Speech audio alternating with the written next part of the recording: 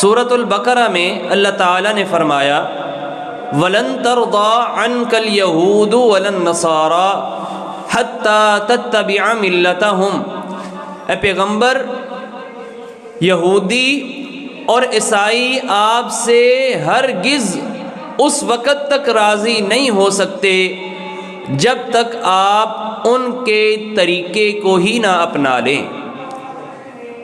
آج آپ دیکھ لیں، مسلمان اگر ساری چیزوں میں ان کے پیروکار بن جائیں، صرف نام کے مسلمان ہوں، تو ایسے نام کے مسلمان سے یہودیوں کو، عیسائیوں کو کوئی تکلیف نہیں ہے۔ لیکن اگر مسلمان یہ سوچ لے کہ میں نے اپنے عقیدے میں، اپنی عبادت میں اور اپنی طرز سیاست میں ان اقوام کے مخالف چلنا ہے، میں نے صحیح اسلام کی تعلیمات پر عمل کرنا ہے، تو پھر یہ چیز ان کے لیے بڑی ہی پریشان کن بن جاتی ہے۔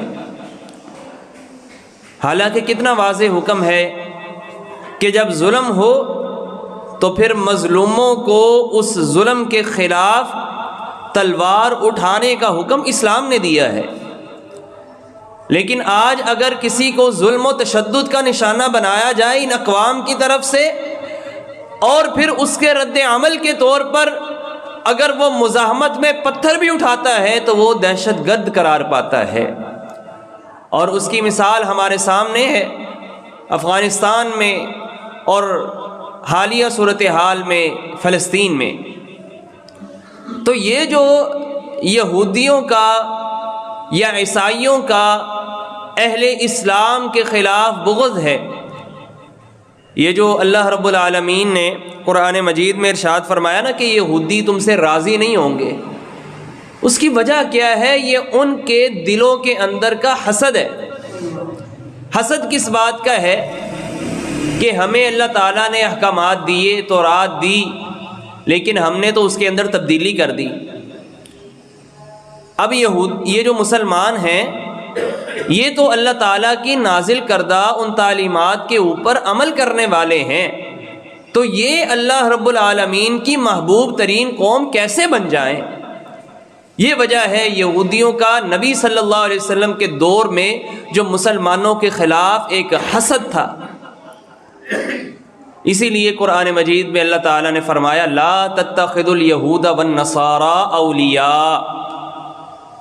مسلمانوں، یہودیوں کو، نصرانیوں کو اپنا دوست مت بناؤ۔ ہاں وہ دوست ہو سکتے ہیں، لیکن کن کے؟ بعضهم اولیاء بعض، وہ ایک دوسرے کے دوست بن سکتے ہیں لیکن وہ تمہارے دوست نہیں بن سکتے۔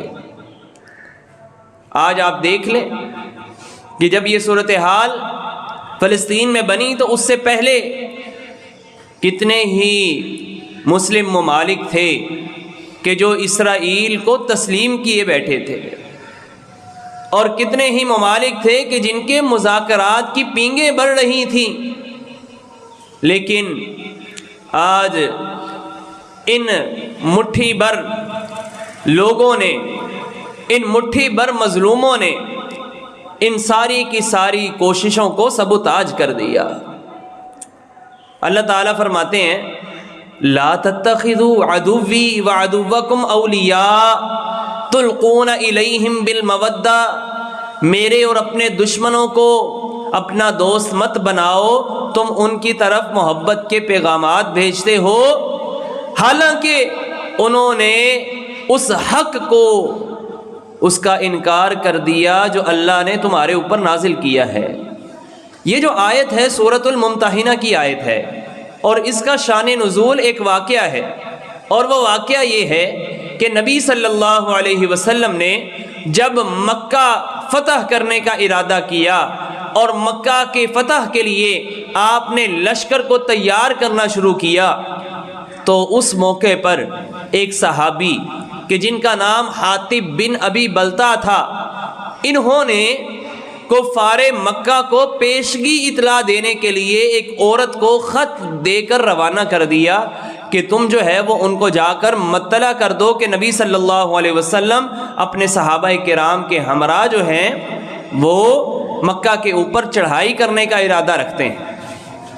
اب وہ صحابی تھے تو مخلص مسلمان ہی، لیکن ان کے وہاں پر یہ خط بھیجنے کی وجہ کیا تھی کہ جب ان کی یہ تدبیر پکڑی گئی، اللہ تعالیٰ نے وحی کے ذریعے نبی صلی اللہ علیہ وسلم کو بتلا دیا اور اس عورت سے رستے میں خط برآمد کیا گیا، تو اس صحابی نے اپنا عذر یہ پیش کیا کہ اے اللہ کے پیغمبر، یہ مکہ کے اندر یہ جتنے مہاجرین کے بال بچے ہیں، ان کی دیکھ بھال کے لیے ان کے وہاں پر رشتہ دار موجود ہیں، لیکن میرے گھر والوں کا خیال رکھنے کے لیے کوئی وہاں پر موجود نہیں ہے، تو ڈر تھا کہ کہیں یہ میرے گھر والوں کو نقصان نہ پہنچائیں، اس لیے میں نے ان کے ساتھ یہ نیکی کرتے ہوئے ان کو اس معاملے کی اطلاع دے دی۔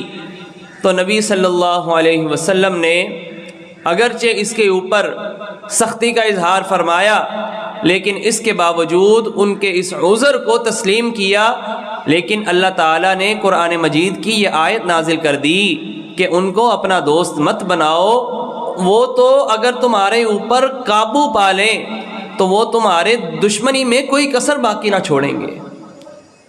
اور اسی صورت میں سورۃ الممتحنہ 28ویں پارے میں آگے چل کر اللہ تعالیٰ نے حضرت ابراہیم علیہ السلام اور ان کے ساتھیوں کی زندگی کو ہمارے لیے بہترین نمونہ قرار دیا ہے۔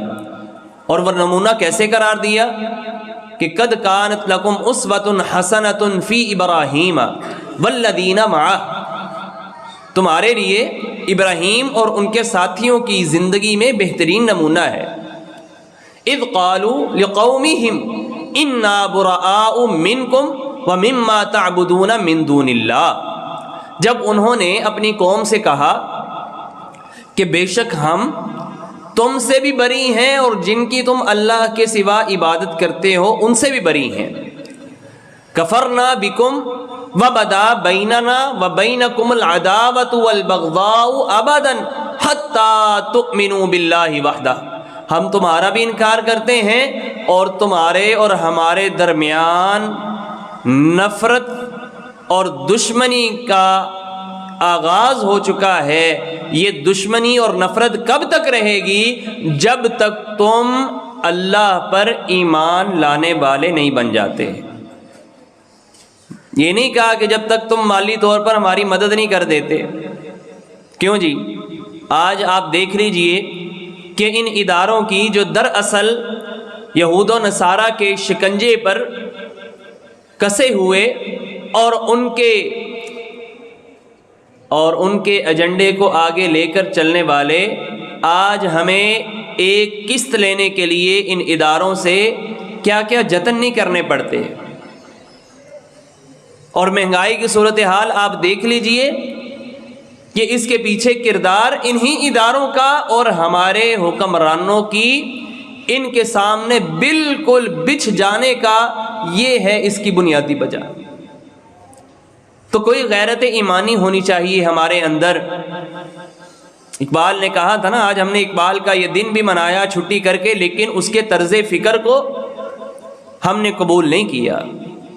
ہاں، قومی طور پر ہم نے ایک چھٹی کا اعلان تو کر دیا، لیکن اس نے کہا تھا کہ غلامی میں نہ کام آتی ہیں شمشیریں نہ تدبیریں، جو ہو ذوق یقین پیدا تو کٹ جاتی ہیں زنجیریں۔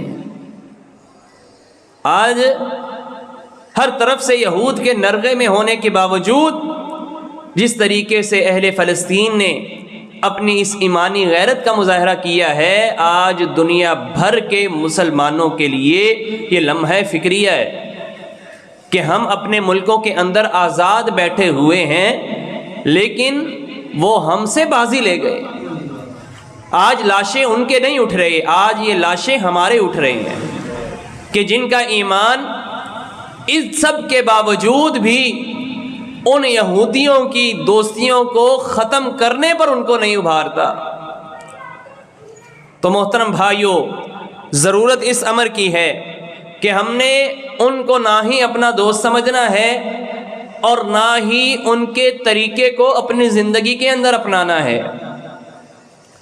اگر میرا طریقہ یہودیوں والا ہوگا تو پھر میں زبان سے جتنا مرضی کہتا رہوں، جتنا مرضی ان کو برا بھلا کہتا رہوں، اللہ رب العالمین کے ہاں یہ چیز کوئی حیثیت نہیں رکھتی۔ عمل سے زندگی بنتی ہے، جنت بھی جہنم بھی۔ اپنے عمل سے یہ ثابت کرنا ہوگا کہ ہاں مسلمانوں کی تہذیب، مسلمانوں کا عقیدہ، مسلمانوں کی طرز عبادت، طرز معیشت و سیاست ہر لحاظ سے بہترین ہے۔ نبی صلی اللہ علیہ وسلم کی زندگی میں ایک واقعہ پیش آیا کہ جو عقیدے کے حوالے سے ہماری رہنمائی کرتا ہے اور یہود کی مخالفت کا جس میں واضح طور پر ذکر موجود ہے۔ نبی صلی اللہ علیہ وسلم اپنے ساتھیوں کے ہمراہ حنین کی طرف جہاد کے لیے جا رہے تھے کہ رستے میں ایک درخت کے پاس سے گزر ہوا جس کو ذات انوات کہا جاتا تھا۔ یہ بیری کا درخت تھا کہ جس کے ساتھ مشرکین اپنے جنگی ہتھیاروں کو لٹکا لیا کرتے تھے، اپنے اسلحے کو، اور وہ اس کو باعث برکت سمجھتے تھے۔ تبرک کے طور پر اس درخت کے ساتھ وہ اپنے اسلحے وغیرہ کو لٹکا لیتے۔ تو صحابی ابو واقد لیثی رضی اللہ تعالی عنہ وہ بیان کرتے ہیں کہ جب مسلمان یہاں سے گزرے نا تو کچھ صحابہ نے عرض کی، اللہ کے رسول آپ ہمارے لیے بھی یہ ذات انوات کوئی درخت مقرر کر دے تاکہ ہم بھی جو ہے وہ اپنے اسلحے کو لٹکا لیا کریں۔ تو آپ صلی اللہ علیہ وسلم نے کیا فرمایا؟ آپ نے فرمایا سبحان اللہ، یہ تو وہی بات ہے کہ جو موسیٰ علیہ السلام کو ان کی قوم نے کہی تھی۔ کیا بات کہی تھی؟ کہ اجعل لنا الہا کما لہم آلہہ، کہ جب ان کا گزر مشرکوں کے پاس سے ہوا تو انہوں نے کہا کہ اے موسیٰ ہمارے لیے بھی ایک معبود مقرر کر دیں جس طرح ان کے معبود ہیں، جس طرح یہ بتوں کی پرستش کرتے ہیں آپ ہمارے لیے بھی کوئی معبود مقرر کر دیں۔ اور آپ نے پھر فرمایا والذی نفسی بیدی، قسم اس ذات کی جس کے ہاتھ میں میری جان ہے، تم ضرور اپنے سے پہلے لوگوں کے نقش قدم پر چلو گے۔ نبی صلی اللہ علیہ وسلم کی بات میں جھوٹ ذرہ بھر بھی نہیں ہو سکتا۔ آپ نے یہ فرما دیا تو ایسا ہو کر رہنا ہے، اور عملی طور پر آج ہمیں یہ صورتحال نظر آ رہی ہے۔ آپ رستے میں سفر کر رہے ہیں، کسی جگہ سے گزر رہے ہیں، کوئی بتا دے جی یہ کس کی قبر ہے، تو کہا جی فلاں اللہ کے بزرگ ہیں۔ اچھا جی اللہ کے بزرگ ہیں تو چلو جی یہاں پر منت ہی مان لیتے ہیں، یہاں پر کوئی چڑھاوے چڑھا دیتے ہیں، چلو یہاں پر سلام ہی کر لیتے ہیں، چلو چادر ہی چڑھا لیتے ہیں۔ او بھائیو، اللہ کے بندو، کیا یہ ذات انوات کا واقعہ ہماری آنکھیں کھولنے کے لیے کافی نہیں ہے؟ ہر چند کلومیٹرز کے بعد ایک معبود کا اضافہ، کیا یہ مسلمان کا طرز عمل ہونا چاہیے؟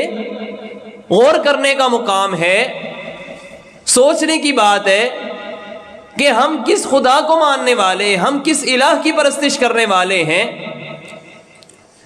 نبی صلی اللہ علیہ وسلم نے اپنی اس دنیا سے تشریف لے جانے سے چند ایام قبل یہ بات ارشاد فرمائی۔ کیا فرمایا؟ لعنت اللہ علی الیہود والنصارى، اللہ کی لعنت ہو یہودیوں پر، عیسائیوں پر۔ کیوں؟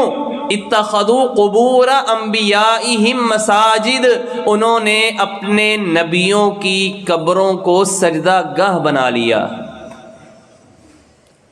سیدہ ام حبیبہ اور سیدہ ام سلمہ رضی اللہ عنہما بیان کرتی ہیں، کہتی ہیں انہوں نے نبی صلی اللہ علیہ وسلم کے سامنے ایک گرجے کا تذکرہ کیا، عیسائیوں کا ایک عبادت خانہ کہ جو انہوں نے حبشہ میں دیکھا تھا، اور انہوں نے فرمایا کہ وہاں پر انہوں نے باقاعدہ تصویریں لٹکائی ہوئی تھی۔ تو آپ صلی اللہ علیہ وسلم نے پھر فرمایا کہ یہ یہودیوں کا اور عیسائیوں کا کام ہے کہ جب ان میں کوئی نبی یا کوئی نیک شخص، باقاعدہ نیک شخصیت کا تذکرہ، اگر وہ فوت ہو جاتا تو پھر وہ کیا کرتے؟ اس کی تصاویر لٹکا لیا کرتے تھے۔ تو آپ نے سختی کے ساتھ اس بات سے روکا۔ آج کیا وجہ ہے کہ ہمارے اندر بھی یہ چیز در آئی. کوئی شخص بڑا اچھا اس کا کاروبار چل رہا ہے, ہاں جی, اپنی دکان پر بیٹھا ہے اور پیچھے اس نے کسی اللہ کے بزرگ کی تصویر جو ہے وہ لٹکائی ہوئی ہے. کہتے جی ان کی برکت سے, بس جی ان کے طفیل سے یہ رزق چل رہا ہے. بھائی یہ تصویر سازی, کیا ہمارا یہ طرز عمل اس معاملات کے, اس معاملے کے اندر کیا اسی انداز سے تو نہیں ملتا جس تصور کے ساتھ وہاں پر وہ تصاویر لٹکاتے تھے؟ کیا ہمارے اندر یہ چیز تو نہیں آ گئی؟ اور پھر اسی طریقے سے محترم بھائیو آپ دیکھتے جائیے کہ ہمارے ہاں ایک باقاعدہ ایک کاروبار چل پڑا ہے تعویذ گنڈوں کا, غیر شرعی دم درود کا, کہ جس میں کیا ہے کہ آپ کو کوئی بیماری ہے, آپ کا کاروبار کا مسئلہ ہے, آپ کا رزق کا مسئلہ ہے, آپ کیا کرتے ہیں, کسی کے پاس جاتے ہیں, جی آپ جو ہے وہ مجھے تعویذ دے دیں. حضرت عبداللہ بن مسعود رضی اللہ تعالیٰ عنہ صحابی رسول ہیں, انہوں نے اپنی بیوی جن کا نام زینب تھا, ان کے گلے میں ایک دھاگا لٹکا ہوا دیکھا, جس کے اوپر کسی نے دم درود کیا تھا, وہ دھاگا انہوں نے لٹکایا ہوا تھا. تو انہوں نے ان کے گلے سے اس دھاگے کو اتار دیا اور کیا فرمایا کہ نبی صلی اللہ علیہ وسلم نے فرمایا ہے ان الرقا والتمائم والتولات شرک, یہ غیر شرعی دم جھاڑ, یہ تنتر منتر اور یہ تعویذ گنڈے اور جادو کروانے کے لیے لکھی ہوئی تحریریں, یہ سارے کے سارے کام شرک ہیں. یہ نبی صلی اللہ علیہ وسلم کا یہ فرمان انہوں نے سنایا. اب ان کی بیوی جو ہے وہ کہتے ہیں کہ جی آپ یہ بیان کرتے ہیں, حالانکہ مجھے ایک مرتبہ میری آنکھ میں شدید تکلیف تھی تو میں ایک یہودی کے پاس گئی, اس نے دم کیا تو اللہ تعالیٰ نے مجھے شفا دے دی. تو انہوں نے پتہ کیا فرمایا حضرت عبداللہ بن مسعود نے کہ تمہیں تو یہی کافی تھا کہ اگر تمہاری آنکھ میں تکلیف تھی کہ تم وہ بات کہتی جو رسول اللہ صلی اللہ علیہ وسلم کہا کرتے تھے. آپ کیا کہتے تھے؟ اذهب البأس رب الناس واشفی انت الشافی لا شفاء الا شفاؤک شفاء لا یغادر سقما. آپ یہ دعا کرتے تھے کہ اے لوگوں کے رب اس تکلیف کو دور کر دے اور شفا دے دے, تو ہی شفا دینے والا ہے, ایسی شفا عطا فرما دے کہ بیماری کا نام و نشان بھی باقی نہ رہے. آج ہم میں سے کتنے لوگ ہیں جن کو یہ دعائیں یاد ہو؟ تو نبی صلی اللہ علیہ وسلم نے قرآن مجید کو پڑھ کے دم کیا ہے, یہ بالکل ثابت ہے. لیکن آپ نے دعائیں بھی پڑھی ہیں, دعا پڑھ کے دم کیا بھی ہے, لیکن اس کے باوجود غیر شرعی دم درود محترم بھائیو یہ یہود کا طرز عمل جو اس وقت چل رہا تھا, اور آج یہ مسلمانوں میں بدقسمتی سے عام ہو گیا. اور کون مسلمان ہے کہ جو اس سب کو شرک کے زمرے میں سمجھنے والا ہو, حالانکہ نبی صلی اللہ علیہ وسلم کا واضح فرمان موجود ہے. اس سے آگے بڑھیے کہ حلال اور حرام کا اختیار میرے اللہ کے پاس ہے. اللہ تعالیٰ نبی کریم صلی اللہ علیہ وسلم کے ذریعے, وحی کے ذریعے کسی چیز کو حلال یا حرام ہونا بتلا دیں گے. لیکن یہودیوں نے, عیسائیوں نے کیا کیا؟ قرآن مجید کی آیت ہے سورۃ التوبہ میں, اتخذوا احبارہم ورہبانہم اربابا من دون اللہ, انہوں نے اپنے علماء اور درویشوں کو اللہ کو چھوڑ کر اپنا رب بنا لیا تھا.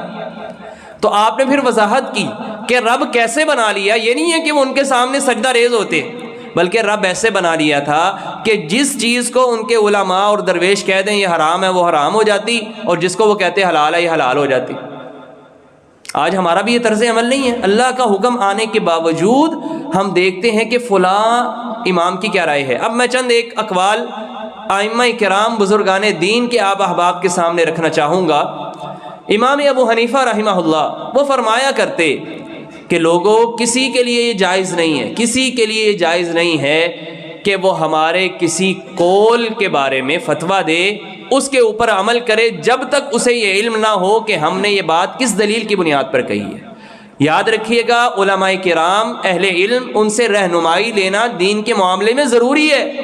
لیکن جب ہم رہنمائی لے رہے ہوں گے نا تو اس وقت ہمارا یہ فرض بنتا ہے کہ ہم یہ دریافت کریں کہ یہ بات آپ نے قرآن مجید کی کس آیت کی بنیاد پر کی ہے, کس حدیث کی بنیاد پر کی ہے. بر صغیر میں ایک بڑے معروف عالم دین مولانا نذیر حسین محدث دہلوی رحمہ اللہ گزرے ہیں. ان کے بارے میں مولانا اسحاق بھٹی رحمہ اللہ جو ہمارے اس خطے کے ارض پاکستان کے ایک نامور مورخ ہیں، وہ ایک واقعہ ذکر کرتے ہیں کہ جب مولانا کوئی حدیث بیان کرتے نبی صلی اللہ علیہ وسلم کی، اور اس حدیث کے مقابلے میں کوئی شخص کسی امام فقہ ان کا کوئی قول پیش کرتا کہ آپ کی حدیث تو یہ ہے، حدیث آپ یہ بیان کر رہے ہیں، لیکن فلاں امام ان کا تو یہ قول ہے، وہ تو اس کے برعکس ہے، تو وہ جواب دیا کرتے تھے کہ ٹھیک ہے، آپ جن امام کی بات کر رہے ہیں نا، جن بزرگ کی بات کر رہے ہیں، وہ رتبے میں میرے سے بڑے ہیں، وہ رتبے میں میرے باپ سے بھی بڑے ہو سکتے ہیں، وہ رتبے میں میرے دادا سے بھی بڑے ہو سکتے ہیں، لیکن وہ رتبے میں نبی کریم صلی اللہ علیہ وسلم سے بڑے نہیں ہو سکتے۔ تو سب سے بنیادی بات یہ ذہن میں رکھیے، کوئی بھی مسئلہ، آپ نے نماز پڑھنی ہے، آپ نے روزہ رکھنا ہے، زکوٰۃ ادا کرنی ہے، نکاح کا مسئلہ ہے، طلاق کا مسئلہ ہے، وراثت کا مسئلہ ہے، کوئی بھی مسئلہ یاد رکھیے گا، اس میں دلیل جو ہے نا، دلیل وہ یا تو اللہ تعالیٰ کا فرمان ہے یا نبی کریم صلی اللہ علیہ وسلم کا فرمان ہے۔ امام مالک رحمہ اللہ کا یہ قول معروف ہے، کہتے ہیں کہ جی میں بشر ہوں، غلطی بھی کرتا ہوں، صحیح بات بھی کر دیتا ہوں، لہٰذا یہ دیکھ لیا کرو کہ میں نے یہ بات کس دلیل کی بنیاد پر پیش کی ہے۔ امام احمد بن حنبل رحمہ اللہ فرمایا کرتے کہ نہ میری تقلید کرو، نہ مالک کی، نہ شافعی کی، نہ اوزاعی کی، اللہ اکبر، اور دین کو وہاں سے لو جہاں سے انہوں نے لیا تھا۔ تو محترم بھائیوں، یہاں پر ایک واقعہ ذرا نبی صلی اللہ علیہ وسلم کے دور کا بھی پیش کر دیتا ہوں، جو بالخصوص جس میں یہودیوں کا تذکرہ ہے کہ ایک مرتبہ یہودیوں کے ایک مرد اور عورت انہوں نے بدکاری کی، اور وہ معاملہ نبی کریم صلی اللہ علیہ وسلم کے پاس آ گیا، تو آپ صلی اللہ علیہ وسلم نے ان سے دریافت کیا کہ بھئی اب اس کی سزا تمہارے ہاں تورات میں کیا ہے؟ یاد رکھیے، قابل غور ہے، آپ نے یہ نہیں فرمایا کہ تمہارے علماء کے نزدیک کیا ہے، بلکہ فرمایا تمہارے ہاں جو تورات ہے اس میں کیا ہے۔ گویا کہ نبی کریم کے نزدیک بھی مسائل کا جو حل ہے وہ منزل من اللہ، جو اللہ کی طرف سے شے نازل ہوئی ہے اسی کے اندر ہونا چاہیے اور اسی میں دیکھنا چاہیے۔ تو انہوں نے کہا جی تورات میں جو ہے نا وہ اس کی سزا ہے کہ منہ کالا کر دیا جائے اور اس کو جو ہے وہ گلی محلوں میں پھیرایا جائے، یہ سزا ہے۔ تو آپ صلی اللہ علیہ وسلم نے تورات منگوائی اور اس تورات کو پڑھنے کا کہا۔ اب وہ جب تورات وہ شخص پڑھ رہا ہے ان کا، تو جہاں پر اس میں سزا کا تذکرہ تھا اس نے وہاں پر ہاتھ رکھ لیا، اگلی اور پچھلی جو اس سے مقام تھا اس کو پڑھنے لگا، درمیان میں ہاتھ رکھ لیا۔ اب یہ صحابی رسول جو مسلمان ہوئے تھے یہودی سے، حضرت عبداللہ بن سلام رحمہ رضی اللہ تعالی عنہ، انہوں نے کہا یہ جھوٹ بولتا ہے، یہاں سے ہاتھ کو اٹھاؤ، کہ یہاں پر سزا مذکور ہے۔ اس نے وہاں پر سے ہاتھ کو اٹھایا تو وہاں پر بدکاری کرنے والا مرد ہے یا عورت ہے، اس کی سزا لکھی ہوئی تھی کہ ان کو رجم کیا جائے۔ تو نبی صلی اللہ علیہ وسلم نے پھر ان کو رجم کروایا۔ یہاں سے مقصود بتانا یہ ہے کہ آپ کے سامنے ایک مسئلہ درپیش ہوا تو آپ کہاں پر دیکھتے ہیں کہ ٹھیک ہے تمہارے نزدیک جو اللہ تعالیٰ نے نازل کیا اس میں سے دیکھو۔ تو مسلمان کے لیے جب کوئی مسئلہ پیدا ہو تو پھر وہ کہے کہ نہیں جی میں پہلے جو ہے وہ علماء کی بات اس کو زیادہ اہمیت دوں گا۔ ہاں علماء کرام سے رہنمائی، لیکن دلیل وہ قرآن مجید کی آیت ہونی چاہیے یا سنت رسول ہونی چاہیے، اور اگر ایسا نہیں ہے تو پھر یہ وہی طرز عمل ہے کہ جو سابقہ اقوام نے اختیار کیا تھا، جس کی وجہ سے وہ تباہ و بربادی کا شکار ہوئے۔ اللہ رب العالمین ہمیں سمجھنے کی اور عمل کرنے کی توفیق عطا فرمائے۔ وآخر دعوانا ان الحمد للہ۔